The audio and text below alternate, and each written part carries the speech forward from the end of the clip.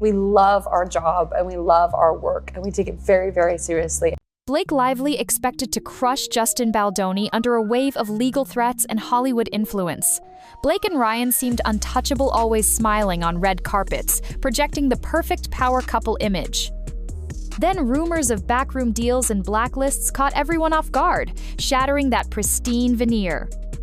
Now, a federal judge has essentially told Blake enough after she demanded a massive trove of personal data from Baldoni.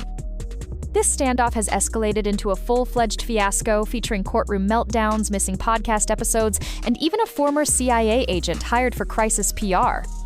Is the once glowing Lively Reynolds brand unraveling before our eyes? A single court hearing can sometimes feel like a bomb going off. On the 4th of March, 2025, anyone expecting an orderly legal debate instead witnessed an explosion of tensions. Inside that courtroom, Blake Lively's lawyers arrived armed with what they called definitive requests, 2.5 years worth of text messages, private calls, doctor's records, location data, and more. From the outside, it looked like a far-reaching fishing expedition, desperate to uncover anything that might discredit Justin Baldoni. Judge Louis Lyman, known for his no-nonsense approach, examined the demands with thinly veiled skepticism. According to insiders, Blake's team didn't just overstep, they soared beyond all reasonable limits. In a clear rebuke, the judge refused to greenlight a massive data grab that stretched back to 2022, especially when Blake's own complaint claimed a smear campaign began around mid-2024. By the time he'd finished detailing his objections, the mood in the courtroom felt tense enough to snap. One spectator described Blake whispering furiously to her attorneys, her face visibly flushed. But that wasn't all. The judge announced that future hearings would have portions open to live public audio, a rare move signaling that he wanted transparency even if it meant opening Hollywood's shadowy corridors to the world. In one hearing, Lively's carefully orchestrated legal battle transformed into a potential public relations nightmare. She walked in expecting to tighten the noose on Baldoni, only to leave with a stinging setback plus the unwelcome promise that the next time she stepped into court, her words might be heard by anyone who cared to listen. And yet, that unexpected courtroom blow was only the start. Behind the scenes, something bigger was brewing, an audio leak that would change the entire conversation. While Lively's legal meltdown made headlines, an even more intriguing discovery surfaced from an unlikely corner, a supposedly lost Freakonomics podcast episode featuring Ari Emanuel, CEO of WME, one of the most powerful agencies in Hollywood. Anyone familiar with Emanuel's empire knows he rarely speaks without a plan. So when an entire podcast with him vanished, no official recording, no archived audio, no transcript, people smelled a cover-up. Then came the real shock. An unnamed journalist had quietly recorded the entire session.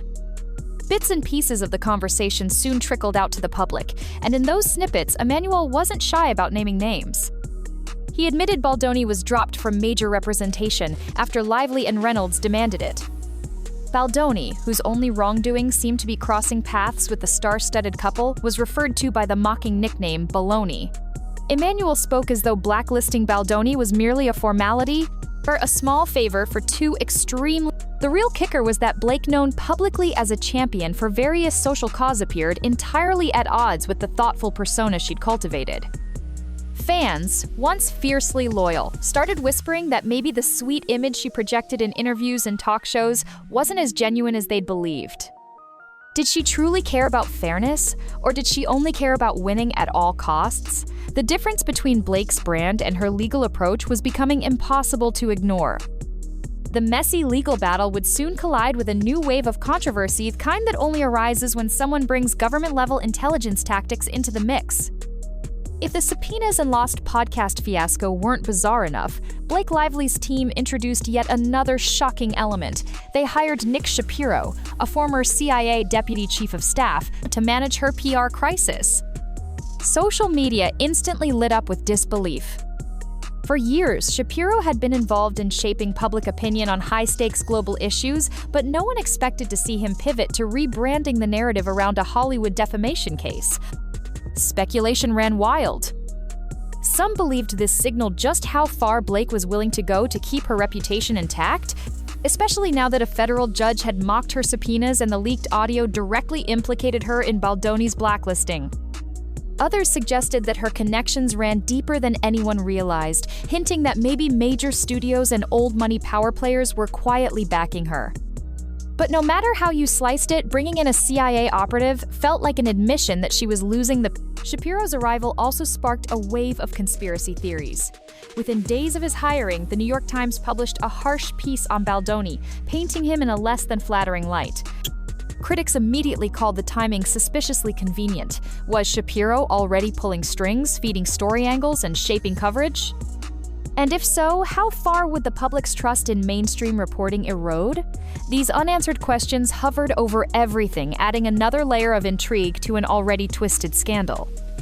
As the PR maneuvers ramped up, so did the public's appetite for real answer sand that meant all eyes were now pinned on Judge Lyman's continuing rulings. Courtroom dramas rarely feature a judge taking center stage, but Louis Lyman was fast becoming a headline act. After slamming Blake's broad subpoenas, he made it clear that attorneys and litigants alike would have to abide by more transparent rules moving forward. Rumor had it Lively's team fought hard to keep new evidence sealed, but the judge stood firm. This was no star-struck official. Lyman's unwillingness to be cowed by celebrity pressure set a striking precedent. In his written statements, Judge Lyman criticized Blake's arguments for failing to align with basic logic. One snippet read, in essence, "You allege wrongdoing from August 2024 onward, yet you ask for records dating back to 2022. Why?" Observers noted the withering tone. It was an extreme rarity publicly calling out the contradiction in an official order. Lively's attorneys tried to spin the ruling as a minor setback, but the damage was done. The public began seeing the lawsuit as more of a personal vendetta than a quest for actual justice. By this time, the tension in the courtroom felt electric.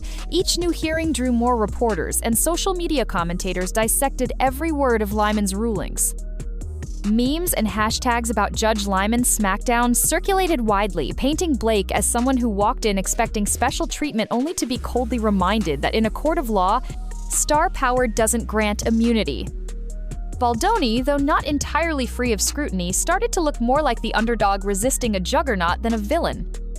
Still, the biggest blow to Blake's carefully maintained image was yet to come, and it arrived in the form of a meltdown so public that even her supporters struggled to defend it. Even for Hollywood watchers accustomed to dramatic flare-ups, the reported scene of Blake Lively's courtroom outburst took them by surprise. Multiple bystanders claimed they saw her tremble with anger after Judge Lyman once again criticized her legal demands. One described the moment as like a Hollywood tantrum happening in real time, while the judge sat in silence, letting the weight of his ruling speak for itself. For someone so meticulously poised on red carpets and in interviews, the meltdown was jarring. Rumors spread that Blake hissed at her own lawyers, demanding immediate damage control. Others said she tried to contain her frustration, clenching her jaw so hard it was visible. Either way, the meltdown left an imprint on everyone watching, marking a stark contrast from her usual Ryan Reynolds was nowhere in sight during this spectacle. Typically, he's the first to crack a witty joke or ease tensions with an offhand comment. Now, his noticeable absence fueled more speculation that he was deliberately distancing himself. Could it be that even he felt this case was a step too far? Regardless of his reasons, the meltdown combined with his silence lit up the internet, drawing a tidal wave of mockery and memes. Lively's name was quickly trending alongside phrases like Hollywood Karen, suggesting her meltdown had effectively overshadowed any serious points her team hoped to make in court. But if the spectacle inside the courtroom was bad, the aftermath online was pure chaos, as fans, haters, and even other celebrities chimed in on the rapidly escalating drama. The meltdown triggered a tsunami of online commentary, with everyone waiting to see if Lively's influential circle of A-list friends would come to her defense. After all, she's been spotted with major stars like Taylor Swift and Gigi Hadid, and in the past, these alliances were celebrated publicly. But this time, nothing. Not a single high-profile friend made a statement or posted a supportive message. The silence was deafening. Twitter users seized on the hush, suggesting that even Hollywood heavyweights could sense the legal quagmire Blake found herself in. Some hammered out threads detailing each contradiction in her case, while others debated the ethics of blacklisting.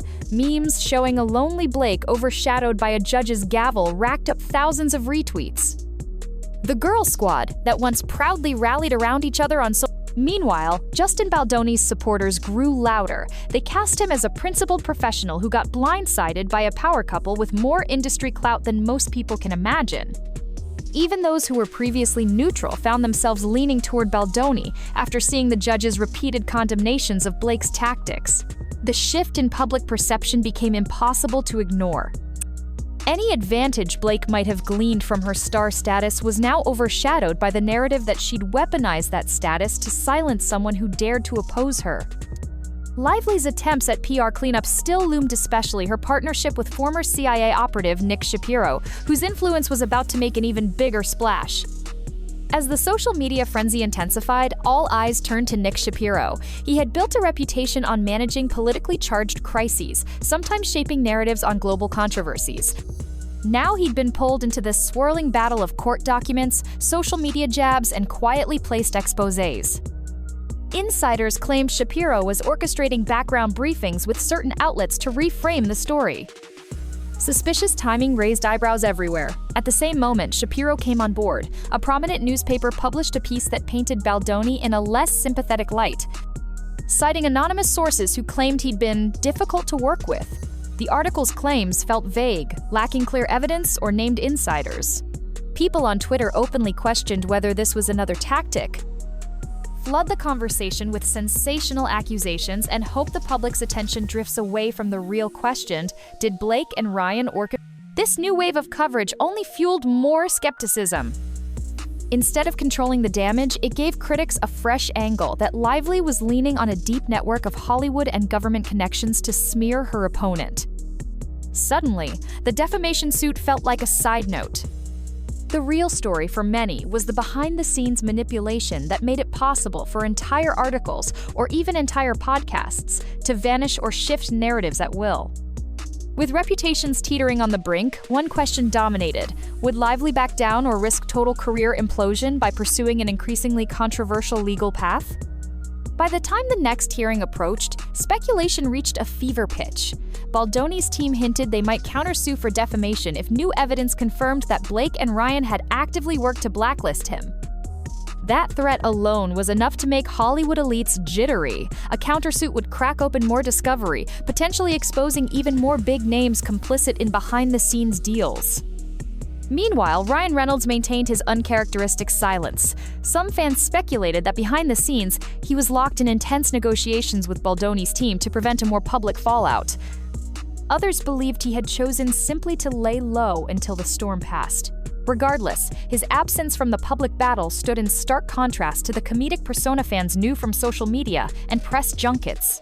Blake, for her part, seemed trapped between forging ahead or cutting her losses. If she withdrew now, it would look like an admission that her case couldn't stand the scrutiny. If she forged on and lost, the consequences could extend far beyond a single defamation ruling.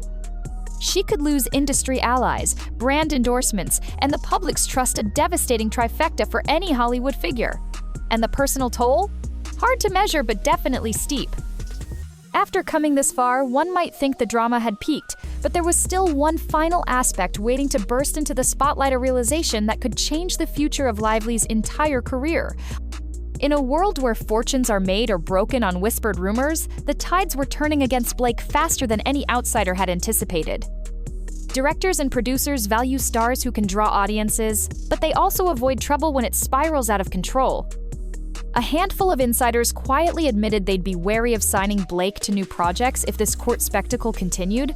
Her name was becoming synonymous with the phrase legal circus, an unflattering label for any actor. Her philanthropic image also took a hit. Advocates in the social justice sphere whispered doubts about her sincerity.